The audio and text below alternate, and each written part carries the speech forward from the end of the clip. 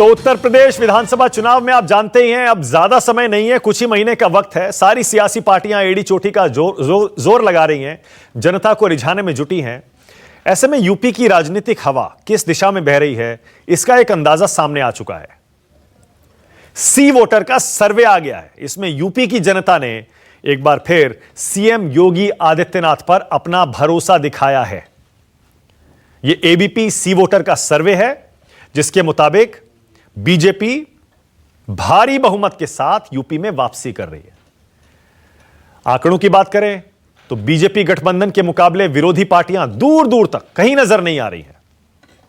जरा कुछ आंकड़े देख लीजिए, उस आप पूरी तस्वीर समझ में आ जाएगी। एबीपी सी वोटर का सर्वे कहता है कि बीजेपी और उसके सहयोगियों को 259 से 267 सीटें मिल सकती हैं 403 में से। कांग्रेस की हालत देख रही है। बीजेपी 259 से 267, समाजवादी पार्टी 109 से 117, कांग्रेस 3 से 7, अन्य 6 से 10, मायावती की बीएसपी 12 से 16। ये देखिए, ये सी वोटर का सर्वे है उत्तर प्रदेश के चुनाव से पहले। बीजेपी भारी बहुमत देख रहे हैं आप, भारी बहुमत है 259 से 267।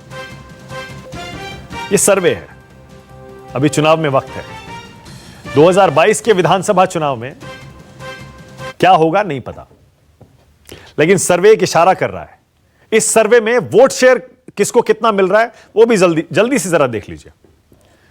बीजेपी प्लस यानी बीजेपी और सहयोगी जो उसकी छोटी पार्टियां हैं, उनको मिलेगा 42% वोट, समाजवादी पार्टी को 30%, बीएसपी 16 और कांग्रेस 5। मतलब ये वोट परसेंट जो है ये खुद ब खुद कह रहा है कि बीजेपी के मुकाबले अगर कोई खड़ा है तो सिर्फ समाजवादी पार्टी, अखिलेश यादव। बीएसपी 16%, कांग्रेस 5%, दूर दूर तक कहीं नहीं है।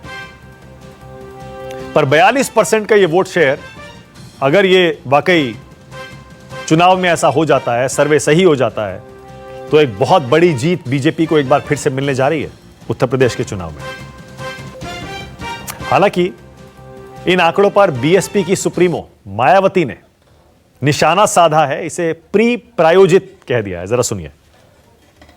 यूपी में इस बार विधानसभा का आम चुनाव होने पर भाजपा का वोट प्रतिशत पिछले बार के 40 से भी अधिक दिखाने का इनका प्री पोल सर्वे प्रायोजित ही नहीं, बल्कि लोगों को ये हवाई शरारतपूर्ण व भ्रमित करने वाला ही ज़्यादा लगता है। तो इस बारे में ये कहना अनुचित नहीं होगा। अच्छा, इस सर्वे में कुछ एक और दिलचस्प बातें सामने आई हैं। जब सवाल पूछा गया कि योगी आदित्यनाथ से, उनके काम से कितनी जनता संतुष्ट है, वो भी जरा एक आंकड़ा देख लीजिए। बड़ा दिलचस्प आंकड़ा है। 44%, 44% लोग कह रहे हैं हम बहुत संतुष्ट हैं, बहुत खुश हैं योगी जी से। 18% कह रहे हैं हम कम संतुष्ट हैं, जबकि 37% कह रहे हैं कि हम असंतुष्ट हैं, हम खुश नहीं हैं, हम नाराज हैं। 44% यूपी की जनता इस सर्वे के मुताबिक योगी आदित्यनाथ के काम से खुश है। 18% कम खुश है, कम संतुष्ट है। 37% नाराज कह सकते हैं, अगर असंतुष्ट को नाराज कहें तो। अब इस सर्वे में बीजेपी गठबंधन को पूर्ण बहुमत का, जबरदस्त बहुमत का आंकड़ा दिखाया जा रहा है। लेकिन अगर पिछली विधानसभा चुनाव के नतीजों से तुलना करें तो बीजेपी को नुकसान हो रहा है। यह भी जरा एक आंकड़ा देखिए, आपको फिर एक नया पर्सपेक्टिव मिलेगा। यह देखिए, याद करिए 2017 के चुनाव में बीजेपी ने 325 सीटें जीती थी अपने सहयोगियों के साथ मिलकर, 325। और इस बार का सर्वे दिखा रहा है 259 से 263, यानी 62 सीटों का नुकसान इस सर्वे के मुताबिक, -62। समाजवादी पार्टी को पिछले चुनाव में 48 सीटें आई थी, याद करिए 17 में। इस बार आ रही है 113, यानी अखिलेश यादव का प्रदर्शन इस सर्वे के मुताबिक आने वाले यूपी के चुनाव में सुधरता हुआ दिख रहा है। डबल से भी ज्यादा, 48 से 113 हो रहा है, 65 सीटें ज्यादा आ रही हैं। वहीं बीएसपी जहां थी लगभग वहीं है, 19 से आ जाएगी 14 पर, 5 सीटें कम हो रही हैं। और कांग्रेस 7 पर थी, 5 पर आ रही है। और 2019 में हुए लोकसभा चुनाव के नतीजे एक बार फिर से याद दिला दूं जरा, क्योंकि यूपी में बीजेपी ने लगातार 2017 हो 19 हो जबरदस्त प्रदर्शन किया था। चलिए वो आंकड़े भी आपको दिखाएंगे। याद होगा आपको 62 लोकसभा सीटें 2019 के चुनाव में बीजेपी ने जीती थी। यूपी में समाजवादी पार्टी को 5 मिली थी, बीएसपी को 10 मिली थी। कांग्रेस वहां पर 1 सीट पर ही जीत दर्ज कर पाई थी। राहुल गांधी अमेठी की सीट भी हार गए थे, याद करिए। अच्छा, ये तो आंकड़े हुए, ये आपको राष्ट्र की बात में दिखाते रहेंगे, इस पर चर्चा भी होती रहेगी। यूपी चुनाव को लेकर ही एक और बड़ी हलचल है आजकल, ओवैसी को लेकर। दरअसल बिहार चुनाव में 5 सीट जीतने के बाद अब असदुद्दीन ओवैसी यूपी के सियासी मैदान में भी हाथ आजमाने को तैयार हैं। एआईएमआईएम प्रमुख ओवैसी 7 सितंबर से 3 दिन के यूपी दौरे पर रहेंगे। अयोध्या से ओवैसी अपने चुनावी प्रचार का बिगुल फूंकेंगे। जरा सोचिए, असदुद्दीन ओवैसी अयोध्या से अपना चुनावी प्रचार शुरू कर रहे हैं। इसके बाद अगले दिन यानी 8 सितंबर को सुल्तानपुर में उनका चुनावी कार्यक्रम होगा। 9 सितंबर को बाराबंकी जाएंगे। कुल मिलाकर ओवैसी यूपी के मुस्लिम और दलित वोटरों को रिझाने की पूरी कोशिश कर रहे हैं। इसीलिए राष्ट्र की बात में मेरा आज का सवाल आपकी टीवी स्क्रीन पर आ रहा है, और सवाल बड़ा सीधा है। सर्वे में आपने देख लिया, बीजेपी जीतती हुई दिख रही है। सिर्फ यूपी ही नहीं, सी वोटर का जो सर्वे है वो उत्तराखंड में भी बीजेपी को जिता रहा है, गोवा में भी बीजेपी को जिता रहा है, पंजाब में आम आदमी पार्टी को बढ़त दिखा रहा है। पर सवाल यह है, आपकी टीवी स्क्रीन पर सवाल आ रहा है, सवाल यह है, सर्वे में जीती बीजेपी चुनाव में क्या होगा? और ओवैसी की अयोध्या यात्रा के पीछे क्या है, और क्या इससे चुनाव बदलेगा? राष्ट्र की बात में आज मेरे साथ बीजेपी की तरफ से प्रेम शुक्ला आ गए हैं, आपकी टीवी स्क्रीन पर आ गए प्रेम शुक्ला। कांग्रेस की तरफ से आचार्य प्रमोद कृष्णम, उत्तर प्रदेश कांग्रेस का प्रमुख चेहरा। समाजवादी पार्टी से सुनील साजन आ गए हैं, बीएसपी से डॉक्टर एमएच खान आ गए, और वारिस पठान आ गए एआईएमआईएम से। सबसे पहला सवाल आज सुनील साजन आपसे, आपकी पार्टी इस सर्वे के मुताबिक सुनील अपनी सीटें तो बढ़ा रही है, प्रदर्शन तो सुधार रही है 17 के मुकाबले, लेकिन आप 100-125 के बीच में रह जाएंगे। बीजेपी 260 के पार जा रही है। क्या फायदा हुआ 5 साल में? विपक्ष में आपने क्या किया सुनील? देखिए मानक जी, ये चुनाव अभी दूर है और चुनाव विधानसभा का ये पहला सर्वे है। पहले सर्वे में ये तो साबित हो गया ना कि भारतीय जनता पार्टी को कोई हटा सकता है तो समाजवादी पार्टी है। एक दूसरी बात मैं केवल ये कहूंगा, और मुझे लगता है आप भी उससे इत्तेफाक रखेंगे, इस सर्वे भी बहुत जल्दी है। 40,000 लोगों के बीच 40,000 लोग 24 करोड़ लोगों का भविष्य नहीं बता सकते। और जो भी सर्वे करने गया होगा, मैं नहीं जानता हूं कहां गया, लेकिन मैं इतना जानता हूं वो किसानों के बीच नहीं गया है, बेरोजगार नौजवानों के बीच नहीं गया है, जिन पिछड़े दलितों का हक छीना गया उनके बीच नहीं गया है, जिन पर फर्जी मुकदमे लिखे गए, इनकाउंटर किया गया है, उस समाज में भी नहीं गया है, महिलाओं के बीच भी नहीं गया होगा। क्योंकि अगर महिलाओं के बीच गया होता तो जिस सरकार में खुलेआम चीरहरण होता हो, बेटियों के साथ सामूहिक बलात्कार होता हो, सुनील, ये सारे मुद्दे तो आप उठाते रहे हैं, आगे भी उठाइएगा, मैं आपको पूरा मौका दूंगा। मैं आ रहा हूं। आज हम आंकड़ों पे बात कर रहे हैं, आप आंकड़ों से असंतुष्ट हैं, आप कह रहे हैं सर्वे जल्दी है, लेकिन मैं ये कह रहा हूं आप किसी भी पैरामीटर पे देख लीजिए, आप सीटें देख लीजिए, आप वोट शेयर देख लीजिए, और जो जनता से बाकी सवाल किए गए, 44% लोग कह रहे हैं कि हम योगी जी के काम से संतुष्ट हैं। उनका वोट परसेंट देख लीजिए आप, कहीं दूर दूर तक कोई भी टक्कर में नहीं है। 42% जो वोट शेयर है बीजेपी को मिल रहा है। मानक जी, 44% लोगों ने कहा कि हम पक्ष में हैं, 34% लोग नाराज हैं, 18% लोग भी असंतुष्ट हैं। तो 34-18 भी मैं जोड़ रहा था। कम संतुष्ट हैं? नहीं, कम संतुष्ट हैं। हाँ। लेकिन हम अभी तो चुनाव शुरू होगा ना। अच्छा, अभी तो ये 44 वाले 14 पे आके रुकेंगे। ओके, इसलिए आके रुकेंगे क्योंकि इनके पास कोई काम गिनाने को नहीं है। Okay, alright. बीजेपी के प्रवक्ता इनसे पूछेगा कि आखिर जब आप जनता के बीच जाएंगे, जो आपने संकल्प पत्र में लिखा था, जो आपके नेताओं ने भाषण में कहा था, 4.5 साल बाद या जब सरकार का कार्यकाल पूरा हो जाएगा 5 साल बाद आप उत्तर प्रदेश में कौन सा अपना काम गिनाएंगे? ओके, ऑल क्या राइट, बताएंगे एमएच खान, जनता को? डॉक्टर एमएच खान, क्योंकि बीएसपी भी एक विपक्षी पार्टी है और मुख्य विपक्षी पार्टी है यूपी में।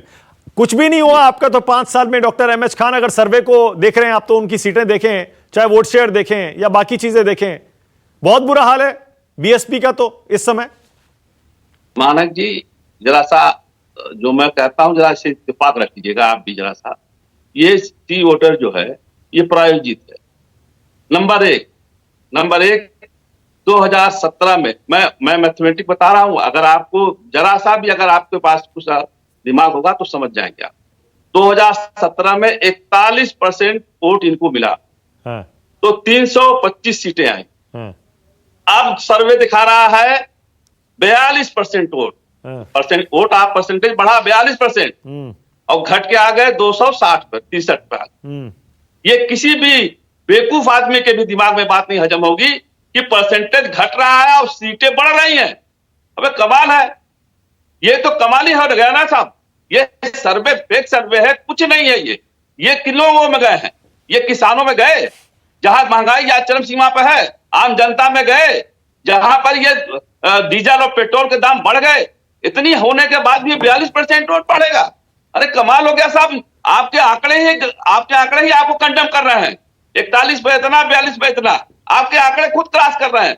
अब ये क्या होता है साहब, जरा मुझे समझ में आया। मैं तो राजनीतिक जीवन में डॉक्टर खान एक सेकंड, ऐसा देखिए, ऐसा होता है, ऐसा संभव है 403 सीटों नहीं, संभव नहीं है। सुनिए तो सही, संभव नहीं है। मेरी बात तो सुनिए। बिल्कुल संभव नहीं है। मैं आंकड़ों की बात कर रहा हूं, रुकिए तो सही, मेरी बात तो सुनिए। आंकड़ों की बात कर रहा हूं, सुनिए तो सही। ऐसा होता है और यह संभव है कि आपको कम वोट परसेंट में भी ज्यादा सीटें आ सकती हैं और ज्यादा वोट परसेंट में भी आपको कम सीटें आ सकती हैं। आप कहें तो अभी मैं आपको 10 उदाहरण बता दूं, 10 उदाहरण अभी के अभी बता दूं। बताइए, आप 20 उदाहरण बताइए। आपको भी अगर भारतीय जनता पार्टी का पक्ष रखना है तो आप भी रख लीजिए। नहीं, बीजेपी का पक्ष प्रेम शुक्ला रखेंगे। मैं तो सिर्फ आंकड़ों की बात कर रहा हूं। रखना चाहिए, आप भी रख लीजिए, मुझे कोई इतराज नहीं। नहीं, मुझे कोई बीजेपी का पक्ष नहीं रखना है। आप रख सकते हैं, अरे मुझे कोई दिक्कत नहीं। नाराज मत नहीं, सुन तो लीजिए। डॉक्टर खान सुनिए ना, सुनिए मेरी बात तो सुनिए। देखिए सुनिए बात तो सुनिए। आप मुझे नहीं बोलने दे रहे हैं। अरे सुनिए ना, बोलिए। मैं एक लाइन मैं भी बोल लूं, आप भी बोलिए, सब बोले तब अच्छा रहेगा ना। मैं उन एंकर्स में से नहीं हूं जो खुद ही बोलते हैं और पैनलिस्ट को बोलने नहीं देते हैं। आप तो आते हैं मेरे शो पे, आपको मालूम है। मैं बीच बीच में थोड़ा बहुत बोलना चाहता हूं, प्लीज बोलने दीजिए ना। मैं ये कह रहा हूं डॉक्टर खान, आपको नाराजगी अगर आंकड़ों से है और सर्वे एजेंसी से है तो उस पर गुस्सा निकाल लीजिए। पूरा हक दे रहा हूं आपको, पूरा टाइम दे रहा हूं, मौका दे रहा हूं। लेकिन मैं बीजेपी का पक्ष नहीं रख रहा हूं। मैं तो उन आंकड़ों की वजह से बता रहा हूं आपको कि यह संभव है। कम वोट परसेंट आकर भी आपको ज्यादा सीटें आ सकती हैं, ऐसा होता है।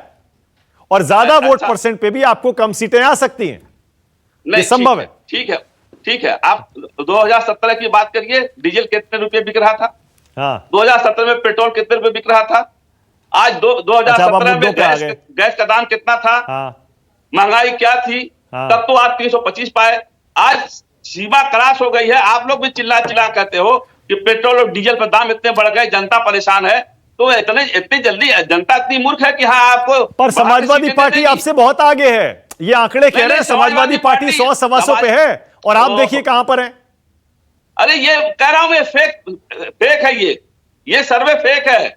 बहुजन समाज पार्टी 2022 में सत्ता में आ रही है, मैं आपको बता रहा हूं। तो समाजवादी पार्टी को ये सर्वे क्यों दे रहा है फिर इतनी सारी सीटें? मुख्यमंत्री बनेगी 100-125 सीटें समाजवादी पार्टी को क्यों दे रहा है ये सर्वे? फिर वो दे रहा है इसलिए कि ये चाहता है कि हम जो है पोलराइज करें वोट को। हाँ। और कुछ नहीं करना चाहता। अच्छा ठीक है, ओके। प्रेम शुक्ला, समाजवादी पार्टी के पास 6 से 6.5% वोट है। हाँ। उनका बेस वोट, मेरा 20% है। हाँ। कहां से इनको सीटें मिलेंगी, कहां से इनको मिल जाएंगी? ये सब दिमाग लगाने की चीज है।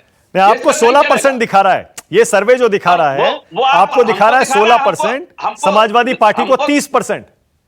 वही तो मैं कहां से आया 30%? आया कहां से? उत्तर प्रदेश में जाति बेस राजनीति होती है, हर आदमी अपने अपने खाने में जाता है। तो हमको कहां से 30, हमको कहां से 16% दिखा रहे हैं? ये झूठे हैं, मक्कार हैं। ओके प्रेम शुक्ला, ये झूठे हैं, मक्कार हैं, मैं बता रहा हूं आपको। ये बीजेपी के एजेंट है। प्रेम शुक्ला बड़े खुश होंगे, आज मुस्कुरा भी रहे थे अभी। अच्छा ऐसा है प्रेम शुक्ला, अभी आचार्य जी इसके बाद आप ही के पास आ रहा हूं और उसके बाद वारिस पठान, क्योंकि सिर्फ ये यूपी का सर्वे नहीं है, मैं ऊपर दिखा रहा हूं सारे के सारे जो 5 राज्य हैं उसका सर्वे है ये सी वोटर का, और उसमें हर जगह पंजाब छोड़ दीजिए, बस बाकी सब जगह बीजेपी आगे दिख रही है। प्रेम शुक्ला, क्या समझ में आ रहा है आपको इन आंकड़ों से? देखिए, इन आंकड़ों से इतना स्पष्ट संकेत है कि भारतीय जनता पार्टी को जबरदस्त बहुमत मिलना सुनिश्चित है। और अभी जो सी वोटर ने जो है, जब 2017 में सर्वे किए थे, तो आपको ध्यान होगा यही सी वोटर और एबीपी न्यूज के सर्वे में भारतीय जनता पार्टी को 200 से कम सीटें बताई जाती थी और समाजवादी पार्टी और बहुजन समाज पार्टी को 100-150 सीटें दी जाती थी। आपको ध्यान होगा 2017 का गलत साबित हो गया। लेकिन ये सर्वे लेकिन ये ध्यान गलत साबित हो गया। हाँ। ये सर्वे बिल्कुल ठीक कहा शुक्ला जी ने, गलत साबित हो गया। अच्छा, ये ओके। सर्वे गलत है। जरा पहले ओके, नहीं एक सेकंड डॉक्टर खान, एक सेकंड सुनिए ना डॉक्टर खान, खान साहब, मेरी बात आपको को पूरा पूरी हक है ये कहने का कि ये सर्वे गलत होगा। हम देख लेंगे ना, वो तो पता लग जाएगा। अभी तो सर्वे पर अपनी अपनी राय रख रहे हैं ना सब। हाँ प्रेम शुक्ला बोलिए। जी मानक जी, हाँ, बोलिए जी प्रेम मानक शुक्ला। जी, अब मेरी बात पूरी हो जाए हाँ, तो बोलिए, ठीक रहेगा। बोलिए। खान साहब भी बोलिए। बड़े हैं तो, लेकिन जब फाइनली रिजल्ट आए तो Bharatiya Janata party plus Bharatiya Janata party के नेतृत्व में राष्ट्रीय जनतांत्रिक गठबंधन को 325 सीटें मिली और हर कोई हतप्रभ रह गया था उत्तर प्रदेश में। जितने भी पोस्टर्स थे, जितने भी प्री पोल सर्वे करने वाले थे और एग्जिट पोल करने वाले थे, एग्जिट पोल में भी सिर्फ जो है एक एग्जिट पोल ने भारतीय जनता पार्टी को अधिकतम 260 सीटें प्रेडिक्ट की थी। आपको ध्यान होगा 2017 का उत्तर प्रदेश का विधानसभा का चुनाव, और आपने 2019 के लोकसभा चुनाव भी देखे थे। तब समाजवादी पार्टी और बसपा गठबंधन में चुनाव लड़ रही थी और हर कोई दावा कर रहा था कि इस बार तो भारतीय जनता पार्टी का सुपड़ा साफ हो जाएगा। प्री पोल सर्वेज में भी इस तरह का संकेत दिया जा रहा था कि भारतीय जनता पार्टी 35-40 सीटों पर ही सिमट जाएगी। लेकिन हुआ क्या, जब परिणाम आया तो भारतीय जनता पार्टी 62, उसके सहयोगी दल 2 देश जो है वो 16 सीटों पर सिमट गए थे। 10 सीटें समाजवादी बसपा को, 5 सपा को और 1 सीट जो है वो कांग्रेस को गई थी। तो आपने देखा है कि जो भी सर्वे जो भी परिणाम बताता है, उसकी तुलना में उत्तर प्रदेश में चाहे 2017 का विधानसभा चुनाव हो, चाहे 2019 का लोकसभा चुनाव हो, भारतीय जनता पार्टी के सीटों की संख्या और वोट प्रतिशत वह निश्चित तौर पर बेहतर होता है। ऐसे में हमारा पूरा विश्वास है इसी वोटर के सर्वे में जो भी संख्या आई है उसमें और संख्या जोड़ लीजिए, भारतीय जनता पार्टी के नेतृत्व में राष्ट्रीय जनतांत्रिक गठबंधन को 300 से अधिक सीटें मिलना तय। ओके, मैं ये मान रहा था कम से कम आज एक इकलौते प्रेम शुक्ला होंगे जो इस सर्वे का स्वागत करेंगे। आपने भी देखिए उसे ठुकरा दिया। मुझे लगा आप स्वागत करेंगे क्योंकि वो आपको 62 सीटें कम दे रहा है, इसलिए आपने भी उसे नकार दिया। जी जी नहीं, लेकिन सत्य के साथ खड़ा होना पड़ेगा ना, जो मैंने बताया वो सत्य है। अरे तो सत्य तो जब चुनाव होगा तब पता चलेगा। जब सत्य अभी कहां आया? तो मैं उसी तरफ नहीं, सत्य की तरफ संकेत करने का अधिकार तो अभी से है ना। अच्छा, okay, all right. Acharya Pramod Krishnam, आचार्य जी, मैं सिर्फ यूपी की बात नहीं कर रहा हूं आचार्य जी, क्योंकि कांग्रेस तो राष्ट्रीय विपक्षी दल है, मुख्य विपक्षी दल है देश की।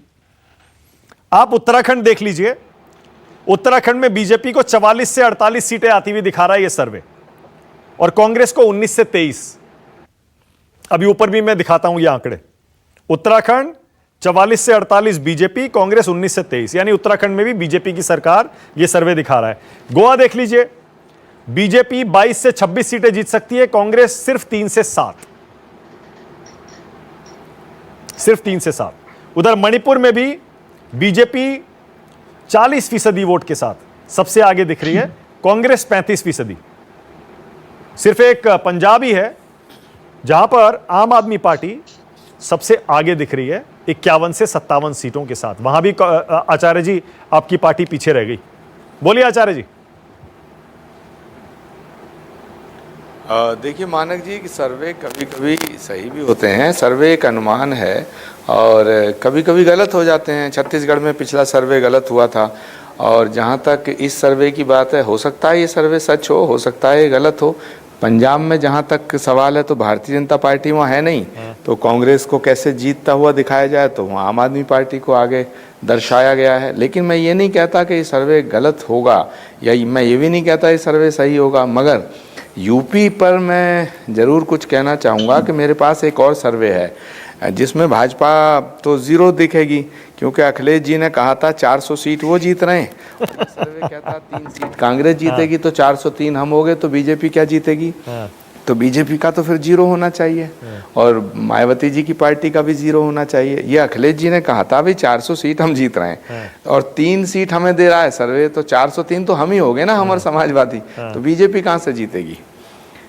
लेकिन मानक जी हम लोग सब यहाँ बैठे हैं, खान साहब कहेंगे कि बहन मायावती जी मुख्यमंत्री बनेंगी, सुनील साजन जी कह रहे हों, कहेंगे, उनको कहना भी चाहिए कि अखिलेश जी दोबारा मुख्यमंत्री बनेंगे, और वारिस पठान साहब कहेंगे साहब ओवैसी साहब मुख्यमंत्री बनेंगे या किसी मुस्लिम को चीफ मिनिस्टर बनाएंगे या राजभर जी को बनाएंगे। ये सबको कहने का हक है, लेकिन प्रदेश की जनता किस करवट अपना रुख करेगी ये तो वक्त बताएगा।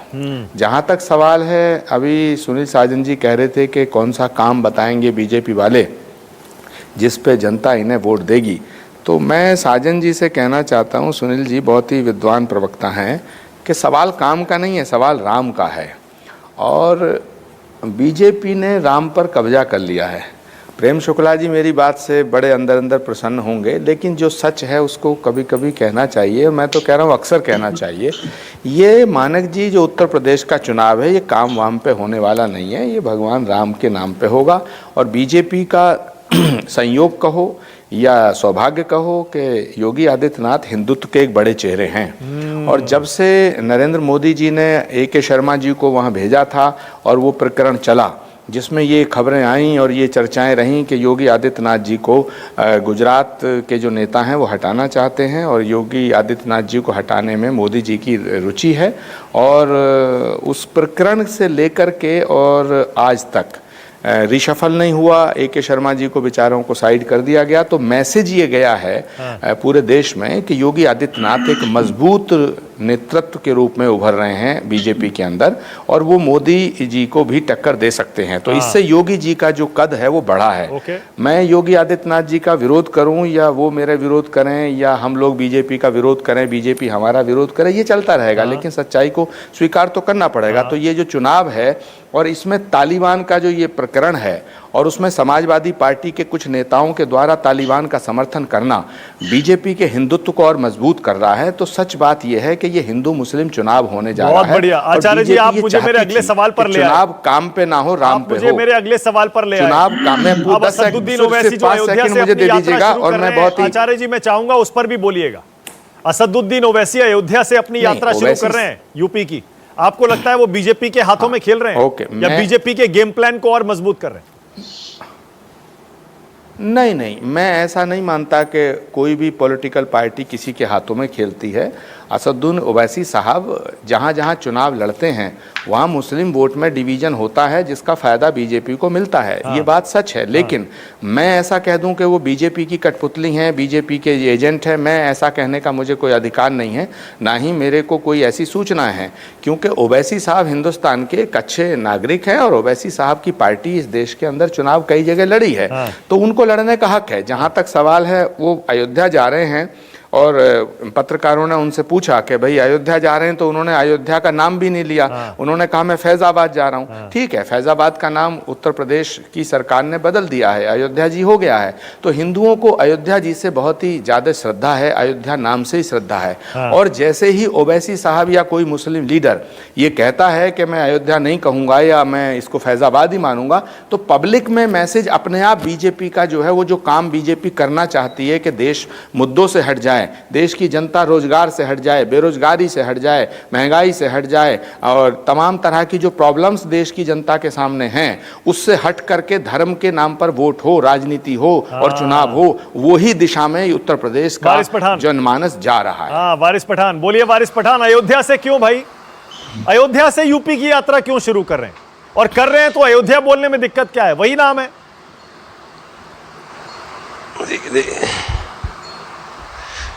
देखिए मानक जी, हम लोग तैयारी तो यूपी के चुनाव की काफी सालों से कर रहे हैं और संगठन भी काफी मजबूत वहां का हो गया है।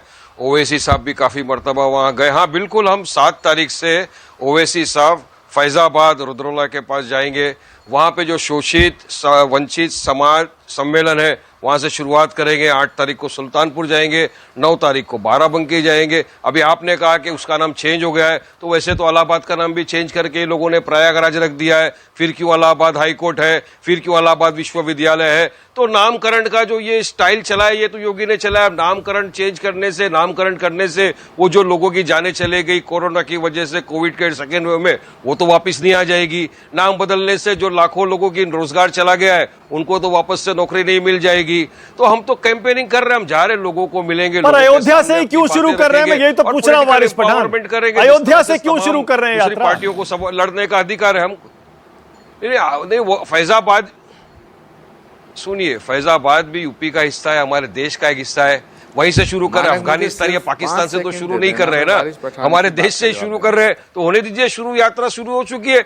हमारा जो है 7-8 साल से कैंपेनिंग चालू है। और अब मैं जरा सा वोटर लिस्ट के पे आना चाहता हूँ। माना जो सर्वे किया है, तो ये तो सब सर्वे तो इतनी बार बदलते हुए हमने देखा। आप कितने लाखों लोगों को इन्होंने सवाल किया है, कितने हजारों को पूछा, ये तो नहीं बताया। क्या सर्वे करने वाले गंगा घाट पर गए थे, जहां पर जो शवें तैर रही थी, उनके रिश्तेदारों को मिले? क्या सर्वे करने वाले उन कोरोना के जो काल में लोगों की देहांत हो गया, क्या उनके रिश्तेदारों को मिले? क्या सर्वे करने वाले उन लाखों युवाओं के पास गए जिनका रोजगार छीन गया? तो ये तो किसी को पता नहीं है सर्वे क्या है, बस ये सर्वे आ गए। और जैसा आचार्य जी ने भी सही कहा कि सर्वे की जरूरत तो थी नहीं, क्योंकि योगी अखिलेश यादव ने तो बोल दिया कि 400 सीट हम जीत रहे हैं, अब बची जो 3-4 सीट है उसके अंदर ये सब डिवाइड कर लेंगे। तो अब ये सर्वे का क्या रहा है, जनता जवाब देगी। और हमको यकीन है मानक जी, इस मर्तबा MIM मजलिस इत्तेहादुल मुस्लिम एक बहुत ही क्रूशियल पार्ट प्ले करेगी यूपी के चुनाव में। यूपी के अंदर लोगों के पास जो आप पर आरोप ये लग रहा है, अभी आचार्य प्रमोद कृष्णन ने बताया कि आप जो अयोध्या से शुरू कर रहे हैं और उससे फैजाबाद बोल रहे हैं, आप बीजेपी के हाथ मजबूत कर रहे हैं। मुद्दा हिंदू मुसलमान होने वाला है, भगवान राम के नाम पर चुनाव होगा, क्योंकि योगी जी चाहेंगे, बीजेपी चाहेगी उस पर हो, और आप बिल्कुल उन्हीं की रणनीति को और धार दे रहे हैं अयोध्या से अपना प्रचार शुरू करके। ये हमारा नहीं, हिंदू मुसलमान करने का पूरा मोनोपोली भाजपा के पास है। वो राम के नाम पर वोट लिया, राम के नाम पर सत्ता में आए, राम के नाम पे ट्रस्ट बनाया, राम के नाम पे ट्रस्ट में घोटाला भी कर दिया। ये इनके पास पूरा मोनोपोली है। और ये पूरी कम्युनल ही पूरी राजनीति करते आए हैं। ये 2 से यहां तक पहुंचे, कायक पे पहुंचे, गाय, गंगा, दंगा, मंदिर, ये तो इनकी सब अपने नेता की तरह अयोध्या नहीं बोल रहे, आज तक यहाँ पर पहुंचे। आप भी अपने नेता की तरह फैजाबाद बोल रहे हैं, क्यों भाई? अब तो नाम बदल गया। अरे फैजाबाद आप, अच्छा, आप इलाहाबाद हाई कोर्ट बोलोगे या आप उसको प्रयागराज हाई कोर्ट बोलोगे? आप इलाहाबाद विश्वविद्यालय बोलोगे या प्रयागराज विश्वविद्यालय बोलोगे? मानक आचार्य जी कुछ कहना चाह रहे थे, आचार्य जी बोलिए, उसके बाद प्रेम शुक्ला के पास जाना है। आप बोल दीजिए, मैं उसको इलाहाबाद हाई कोर्ट नहीं मानता, मैं उसको प्रयागराज हाई कोर्ट मानता हूं। अरे नाम में क्या रखा है, काम में रखा है मानक जी। नाम से क्या लेना, काम देखो हमारा, लोग काम देखकर वोट देंगे। अब भाजपा जाएगी अपने मुद्दे लेकर कम्युनल। अब वो शुरू तो कर ही दिया है उन्होंने। कहीं पर कानपुर में आपने देखा, रिक्शा वाले को मारा, जय श्री राम बोल, उसके बच्चे के सामने, नहीं बोलने पर उसकी पिटाई कर दी। दिल्ली के जंतर मंतर से शुरुआत हो गई। तो हर जगह इन्होंने अपना एजेंडा चालू कर दिया कम्युनलिज्म का। अब ये सुप्रीम कोर्ट के डायरेक्शन पर राम मंदिर बन रहा है, पूरा फायदा ये लोग उठा रहे हैं उसके। पर हमारा तो मानना सिंपल है मानक जी, एक बार बाबरी मस्जिद थी, ता कयामत तक रहेगी, ये हमारी मान्यता है। बाबरी मस्जिद थी, है, रहेगी। अच्छा। और हम जा रहे विकास का एजेंडा लेकर। अब मैं समझ गया। इनको शुक्ला जी को अब मैं समझ गया, अब मैं समझ गया। 5 साल के राज में आप मुझे बता दीजिए, कोई 7 ऐसे काम बता दीजिए नहीं, एक सेकंड, जो वारिस योगी पठान, ने अब मैं किए हो। समझ गया, नहीं है, अब मैं समझ गया कि आप अयोध्या से अपनी यात्रा शुरू क्यों कर रहे हैं। आप भी अपने नेता की वही बात दोहरा रहे हैं कि बाबरी मस्जिद थी, हमारे लिए वो हमेशा वही रहेगी और उसका नाम फैजाबाद रहेगा। यानी कि आप अगर हिंदूवादी नेता बनकर योगी हिंदुओं का वोट मांगेंगे, आप मुस्लिम नेता बनकर मुस्लिमों का वोट मांगेंगे। बहुत क्लियर हो गया है अब तो ये। आचार्य जी बोलिए, उसके बाद प्रेम शुक्ला बोलिए। आचार्य जी, हमको क्या मुसलमानों को एम्पावरमेंट करना जरूरी है या नहीं? हाँ, मानक जी 10 सेकंड। हाँ बोलिए, अच्छा बोलिए, 10 सेकंड आचार्य जी, 10 सेकंड आपसे इजाजत ले रहा हूँ, 10 सेकंड मुझे बोलने दीजिए आचार्य जी, 10 सेकंड। मैं मानक जी आपके सवाल का जवाब देना चाहता हूँ। क्या मुसलमानों को पॉलिटिकल एम्पावरमेंट होना नहीं चाहिए? क्या अगर मुसलमानों की मैं बात अगर रख रहा हूं तो कोई गलत कर रहा हूं? हम तो दलितों की बात कर रहे हैं, सोशल वंचित लोगों की बात कर रहे हैं, तो क्या मैं कोई गलती कर रहा हूं? क्या जिंदगी भर मुसलमानों को गुलामी की जंजीर में जकड़ के रखना चाहिए? मानक जी, जंजीरें टूट गई, आजाद है मुसलमान देश का, चाहे उसको वोट देगा और उसको दिख रहा है अगर कोई पॉलिटिकल एम्पावर उसका कर सकता है, मजलिस इत्तेहादुल मुस्लिम हमारे साथ है। देखिए मानक गुप्ता जी, आप बहुत ही गंभीरता से बहस करा रहे हैं और ये बहुत ही ज्वलंत विषय है। वारिस पठान साहब और उनकी पार्टी का जो प्रॉब्लम है वो ये है कि तमाम देश के जितनी सेकुलर पार्टियां हैं वो सब AIMIM पे, ओवैसी साहब की पार्टी पे, वारिस पठान साहब की पार्टी और उनके नेताओं पे ये इल्ज़ाम लगाते हैं, आरोप लगाते हैं कि भाई ये जहाँ जहाँ चुनाव लड़ते हैं वहाँ मुसलमानों के वोटों को डिवाइड कर देते हैं और उससे भाजपा को फ़ायदा होता है और ये भाजपा के एजेंट हैं। तो जब इन्हें भाजपा का एजेंट पूरे देश में सारी सेकुलर पार्टी और सारे सेकुलर नेता मानते हैं और कहते हैं अपने भाषणों में, तो ये उसका बदला लेने के लिए वही काम करते हैं कि ठीक है तुम हमें भाजपा का एजेंट कहोगे, लो बेटा हम तुम्हारी कबर खो देंगे। तो ये क्या है कि ये अब योगी आदित्यनाथ जी को योगी कहेंगे, अजय सिंह विष्ट कहेंगे और अयोध्या को कहेंगे कि अब ये बाबरी मस्जिद ता कयामत तक रहेगी। और बाबरी मस्जिद हम अगर ये भी कह सकते हैं अगले चुनाव में कि अगर हमारी सरकार बनी तो हम बाबरी मस्जिद दोबारा तामीर करा देंगे। ये प्रयागराज नहीं बोलेंगे, इलाहाबाद बोलेंगे। ये सब वो काम करेंगे गुस्से में जो चिढ़ के आदमी, जैसे जैसे महाभारत हुआ था ना तो एक परिवार तो था ही। तो सेकुलर पार्टीज को भी मैं निवेदन करूंगा कि भाई समाजवादी पार्टी है, उसमें कांग्रेस पार्टी भी है, उसमें RJD भी है, उसमें तमाम देश की जो सेकुलर पार्टी हैं इनको भी अपने अपने दिल बड़े करने चाहिए और ओवैसी साहब की पार्टी को भी अपने साथ रख लेना चाहिए तो झगड़ा खत्म हो जाए। लेकिन वो झगड़ा खत्म नहीं होगा क्योंकि झगड़ा तो और बढ़ रहा है। सॉरी, माफ करिए। और इसका फायदा प्रेम शुक्ला जी की पार्टी को मिल रहा है। हाँ, प्रेम शुक्ला आप इसी का फायदा उठा रहे हैं और इसीलिए जो सर्वे कह रहा है ना, ये सर्वे आपको यही फायदा दे रहा है कि सारी पार्टियां अलग अलग लड़ रही हैं और सारे वोट बट रहे हैं। जी मानो ये सारी पार्टियां एक होकर लड़ लेना, हम कहां मना कर रहे हैं। आदरणीय आचार्य प्रमोद कृष्णन जी जो है इसमें लीड ले। आदरणीय अखिलेश सिंह यादव से उनके बहुत मधुर संबंध है।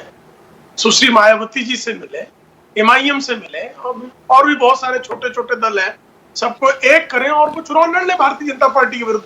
भारतीय जनता पार्टी ने उनको प्रतिबंध तो लगाया नहीं है। भारतीय जनता पार्टी सबका साथ, सबका विकास, सबका विश्वास, सबका प्रयास का हमारा सूत्र है। हम विकास के आधार पर चुनाव लड़ेंगे और पिछले 4.5 वर्षों में पहली बार उत्तर प्रदेश की GDP डबल किसने की? आदरणीय योगी आदित्यनाथ जी ने की ना। पर कैपिटा इनकम डबल किसने किया? आदरणीय योगी आदित्यनाथ जी के नेतृत्व ने किया ना। 5 सालों का जो है 2012 से 17 और 2007 से 12 सुश्री मायावती और श्री अखिलेश सिंह यादव मुख्यमंत्री रहे। दोनों के समय GDP का ग्रोथ रेट क्या था जरा बता दे, इनको पता ही होगा ना कि कितना वारिस GDP पठान बढ़ा क्या दी बोल थी। रहे हैं? पर कैपिटा वारिस पठान क्या बोल रहे हैं? सुना आपने? वारिस पठान कह रहे हैं कि अयोध्या से इसलिए शुरू कर रहे हैं, मतलब अयोध्या भी नहीं बोल रहे, वो फैजाबाद बोल रहे हैं, इसलिए शुरू कर रहे हैं क्योंकि वो यूपी में है। मैंने उनसे पूछा अयोध्या ही क्यों, वो कह रहे हैं वो भी तो यूपी में है, अगर शुरू कर रहे हैं तो आपको क्या प्रॉब्लम है? बेसिकली उनका ये जवाब। हमको तो कोई प्रॉब्लम नहीं है, वो आए। आपको क्यों प्रॉब्लम होगी? आपके लिए तो सूट करता है। अरे आपके लिए तो सूट करता है। नहीं तो हमने तो कोई आपत्ति ही नहीं की वो आए। और उनकी अगर असदुद्दीन ओवैसी की स्थिति बनती हो तो बाबरी मस्जिद के लिए एक आधा ईंटा भी लेकर आए और उनकी हिम्मत तो रख के बाबरी मस्जिद बनवाना शुरू कर दे। अगर असदुद्दीन ओवैसी ने असली माँ का दूध पिया हो और अगर वो बाबरी मस्जिद तामीर कराने की बात करते हो, पर्सनल हिम्मत तो कर ले। नहीं, पर्सनल बाबरी मस्जिद तो थी है और रहेगी। आपने झूठ बोल के चीटिंग करके हमारी मस्जिद को शहीद कर दिया। अरे शर्म करो, शर्म करो। अगर तुम्हारे अगर ताकत की असल माँ का दूध पिया होता तो सच बताते सुप्रीम कोर्ट में, सच बताते सुप्रीम कोर्ट के अंदर। अगर तुम्हारी सच औकात होती तो बताते सुप्रीम कोर्ट को हकीकत। अरे अगर हमारी मस्जिद वहां पर थी है और रहेगी, आप अगर वहां पर मस्जिद को नहीं डिमोलिश करते तो आज क्या होता? आज सुप्रीम कोर्ट का जजमेंट ही अलग होता। भौंकने से कुछ होना जाना नहीं मियां। अरे दूध में पिया हुआ है। आओ तो भेज दो ना। आज दूध पी के आ रहे, पूरी तरह से आ रहे, पूरी तरह से कैंपेन करेंगे। माँ का दूध भी पिया है और जमीन की मिट्टी भी हमारे रग रग में बस रही है। दोनों की खुशबू लेकर आएंगे। Okay, all right. एक सेकंड रुक जाइए। एक सेकंड नहीं, ये माँ का दूध और ये पर्सनल नहीं, प्लीज एक सेकंड। सुनील साजन, आचार्य प्रमोद कृष्णम कह रहे हैं वोट बट रहा है सारा का सारा और आप देखते रह जाएंगे। 100-125 सीटें आप ले लेंगे लेकिन बीजेपी भारी बहुमत से आ जाएगी और यही सर्वे कह रहा है। सुनील साजन, देखिए मैं आचार्य जी को सुन रहा था। मैं आज पहली बार आश्चर्यचकित हुआ कि आचार्य जी कांग्रेस का पक्ष रख रहे थे या भारतीय जनता पार्टी का प्रचार कर रहे थे। मुझे समझ में नहीं आया आचार्य जी, अगर बुरा लगे तो मैं पहले ही माफी मांग रहा हूं आपसे। हाँ, एक बात जरूर आचार्य जी ने कही कि जो सेकुलर पार्टियां हैं उनको वैसे हिसाब से मिल करके चलना चाहिए। तो हमारे नेता माननीय अखिलेश यादव जी ने तो साफ कर दिया कि हम जो जातिवादी और धर्म की राजनीति करते हैं उनके साथ नहीं रहेंगे।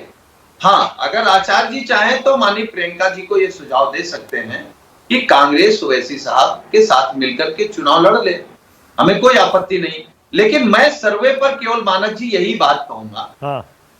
मुझे लगता है आप भी सहमत होंगे और जो सुनने वाले दर्शक हैं वो भी सहमत होंगे। हाँ। ये पहला सर्वे है, प्रायोजित हो सकता है, नहीं है, मुझे जानकारी नहीं है, लेकिन जैसे जिसे नजदीक आएगा। देखिए, हम लोग दोगुनी स्थिति में खड़े हैं। जब 2 महीने बाद दूसरा सर्वे आएगा तो हम इसकी दोगुनी स्थिति में खड़े होंगे। और जब रिजल्ट आएगा तो हम उसकी दोगुनी स्थिति में खड़े होंगे। तो जो हमारे नेता ने कहा जी, मुझे कि भारतीय जनता पार्टी नफरत, झूठ, जुमले बोल करके, गुमराह करके अगर 324 सीटें जीत सकती है तो हमने तो काम किया है। Okay, all right. Acharya ji 10 second. हमारे पास तो विजन आचार्य जी 10 सेकंड। तो हम 400 सीटें क्यों नहीं जीत सकते? और सीटें जितानी जनता को, किसान को, पिछड़े, दलित, मुसलमान, अगड़े, बेरोजगार, मैं समझ गया, मैं समझ गया। व्यापारी, उनको जितानी है। ओके, आचार्य जी 10 सेकंड। मानक गुप्ता जी, सुनील साजन जी को मैंने सुना, मैं उन्हें बहुत ही स्नेह करता हूं, सम्मान भी करता हूं। सच को कहना भाजपा का प्रचार नहीं होता। सच, जब मरीज के बचने की उम्मीद नहीं रहती है तो डॉक्टर जब कह देता है कि जाओ घर ले जाओ तो सब्र करना पड़ता है। मैंने सच्चाई बयां की है। दूसरी बात, भाजपा का प्रचार तो तब होता है जब आदरणीय अखिलेश जी तालिबान का समर्थन करने वाले डॉक्टर शफीकुर रहमान बर्क साहब से पूछते नहीं है कि तुमने तालिबान का समर्थन क्यों किया। तो बीजेपी उससे मजबूत होती है। बीजेपी चाहती है कि हिंदुओं में ये मैसेज जाए कि समाजवादी पार्टी और तमाम विपक्ष जो है वो मुस्लिम तुष्टीकरण की राजनीति कर रहा है, और वही सब चीज़ें होती हैं और वही नेता चुप रह जाते हैं। अखिलेश यादव जी अगर ये कहते हैं कि शफीकुर रहमान बर्क साहब ये आपने गलत कहा है और आप हिंदुस्तान के मुसलमान को तालिबान से मत जोड़ो, तो हिंदुओं में ये मैसेज जाता कि साहब नहीं, हमारा भी कोई है और तालिबान समर्थक समाजवादी पार्टी नहीं है। लेकिन सुनील साजन जी, अखिलेश यादव जी ने ऐसा नहीं किया। तो बीजेपी को जो मजबूत करने का काम कर रहे हैं वो आपकी अपनी पर्सनल ईगो है। कभी आप मायावती जी से समर्थन करते हैं तो कांग्रेस को बाहर कर देते हैं। और देखिए मानक जी, जहां तक सवाल तालिबान का है तो मुझे नहीं लगता कि इस देश में रहने वाला कोई भी व्यक्ति तालिबान का समर्थन करेगा। और क्यों करेगा? समाजवादी पार्टी ने तो कभी नहीं कहा। एक और जहां तक सवाल यह है कि भारतीय जनता पार्टी को कौन हटा सकता है, ये आचार्य जी भी समझ रहे हैं, सर्वे करने वाले भी लोग समझ रहे हैं, और जो पूरे उत्तर प्रदेश में परेशान लोग हैं जिनकी इच्छा है कि उत्तर प्रदेश से भारतीय जनता पार्टी का। Okay, doctor Khan 10 second. Doctor Khan 10 second. Doctor Khan को कम टाइम दे रहा हूं। बोलिए खान साहब, बोलिए। देखिए मानक जी, अभी ये साबित हो गया कि भारतीय जनता पार्टी MIM से किस तरह से मिली हुई है, और दोनों एक दूसरे को गलिया रहे थे जिससे कि दोनों का वोट मिल जाए। कि 2017 में MIM लड़ी थी चुनाव उत्तर प्रदेश में, कहीं 500 कहीं 700। तो कोई मतलब नहीं है, चाहे वो कूद के आए, चाहे फांक के आए, चाहे जैसे आए। बहुजन समाज पार्टी में सब जन हिताय सब जन सुखाय का नारा है। वारिस पठान 10 सेकंड। लोग इसके साथ वारिस पठान 10 सेकंड। हाँ बोलिए जल्दी। देखिए मानक जी, हमारा एजेंडा स्पष्ट है। हम जा रहे हैं उत्तर प्रदेश के अंदर भाजपा को हराने के लिए, और जिनको भी आना है हमारे साथ, भाजपा को हराने आइए, हमारे साथ मिलकर हराएंगे। हम योगी को इस वक्त सीएम नहीं बनने देंगे। मेरे पास टाइम खत्म हो गया है। बहुत बहुत शुक्रिया राष्ट्र की बात में आज आने के लिए। प्रेम शुक्ला, आचार्य प्रमोद कृष्णम, डॉक्टर खान, सुनील साजन, वारिस पठान। छोटा सा ब्रेक ले रहा हूं, खबरें जारी है।